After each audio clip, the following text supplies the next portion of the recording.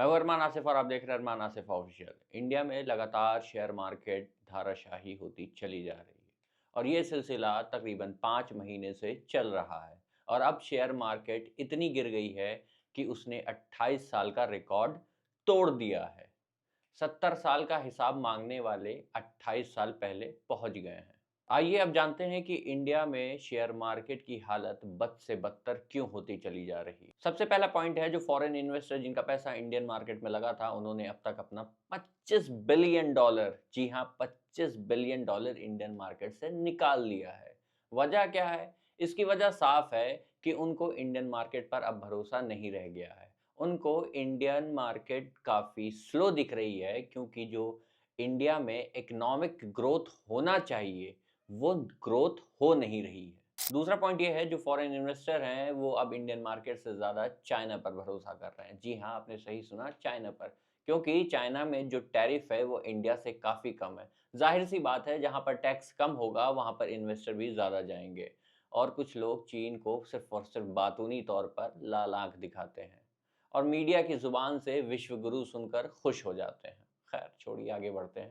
और तीसरा पॉइंट यही है कि लगातार रुपया डॉलर के मुकाबले कमज़ोर होता चला जा रहा है और जिस हिसाब से रुपया दिन पर दिन गिर रहा है, और वो दिन दूर नहीं है जब रुपया 90 रुपए तक पहुंच जाएगा। अब ये सुनिए, हिंदुस्तान यूनिलीवर आईटीसी ये रोज़मर्रा की चीज़ें बनाती है जो आप लोग अपनी लाइफ में रोज़ाना इनकी बनाई चीज़ों को इस्तेमाल करते हैं। जब भी इस तरह की कोई सिचुएशन आती है, जैसे कि अभी शेयर मार्केट क्रैश किया, तो ये जो इनके स्टॉक प्राइस होते हैं, इनको ये होल्ड कर लेते हैं और अपनी प्राइस को नहीं गिरने देते हैं। मगर इस बार ये अपने प्राइस को भी नहीं बचा पाए। जब देश में लोगों के पास अपनी ज़रूरत पूरा करने के लिए ही पैसा नहीं होगा, तो लोग रोज़मर्रा की जो इस्तेमाल करने वाली चीज़ होती हैं, उसमें भी कटौती करेंगे। इस रिपोर्ट पे एक नज़र डालिए, इंडिया में जो अमीर है, वो और अमीर होते चला जा रहा है और जो गरीब है, वो और गरीब होते चला जा रहा है। वहीं जो शेयर मार्केट से 25 बिलियन डॉलर निकाला जा चुका है, अगर हम कुछ देशों पर नज़र डालें, जैसे आर्मेनिया, माल्टा, माली, अफ़गानिस्तान, कोंगो, ये सारी कंट्री की जो जीडीपी है वो लगभग 25 बिलियन डॉलर के आसपास है। मतलब एक देश जितनी जिसकी जीडीपी जो होती है, उतना पैसा हमारे देश से गायब हो गया। वहीं अभी मैंने आप लोगों को बताया कि चाइना कैसे हमारे जो इन्वेस्टर थे उनको अपनी तरफ बुला रहा है। और आप लोगों को याद होगा कि हमारे देश में एक मुहिम चलाई गई थी बाइकआउट चाइना के नाम से।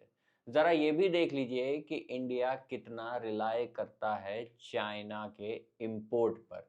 मतलब हमारा देश चाइना से कितना इंपोर्ट करता है।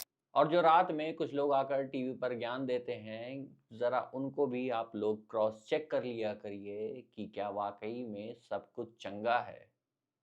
और अगर अपने आप को आप लोग वाक़ई में देश प्रेमी या देशभक्त कहते हैं, तो सबसे पहले सरकार से सवाल पूछना होगा। ना कि ये कहना होगा कि हाँ, उन्होंने किया है तो सही किया होगा। भूल जाइए। ये कुछ लोग जो टीवी पर आकर ज्ञान देते हैं, ये पूरी जानकारी आप तक नहीं पहुँचाते हैं। अब जैसे कि यही सिचुएशन को आप रख लीजिए कि जैसे जो शेयर मार्केट क्रैश किया, अब हमारी इंडिया कितनी बड़ी अर्थव्यवस्था है, उसको छोटे देश से कंपेयर करने लगेंगे कि देखिए वहाँ का भी जो शेयर मार्केट है वो गिर रहा है। अब यही दिन आ गया है कि हम अपने आप को छोटे देशों से कंपेयर करें।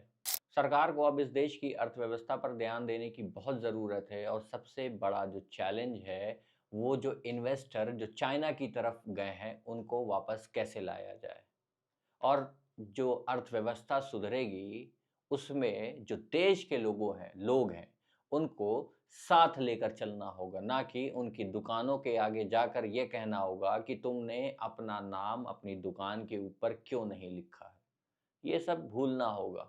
फिलहाल जो अभी शेयर मार्केट क्रैश किया है, हाल फिलहाल में इसके सुधरने की उम्मीद तो नहीं दिख रही है। अगर ये सुधर जाता है, तो सरकार की बहुत बड़ी सफलता होगी और अगर नहीं सुधर पाता है, तो आप सवाल करिए।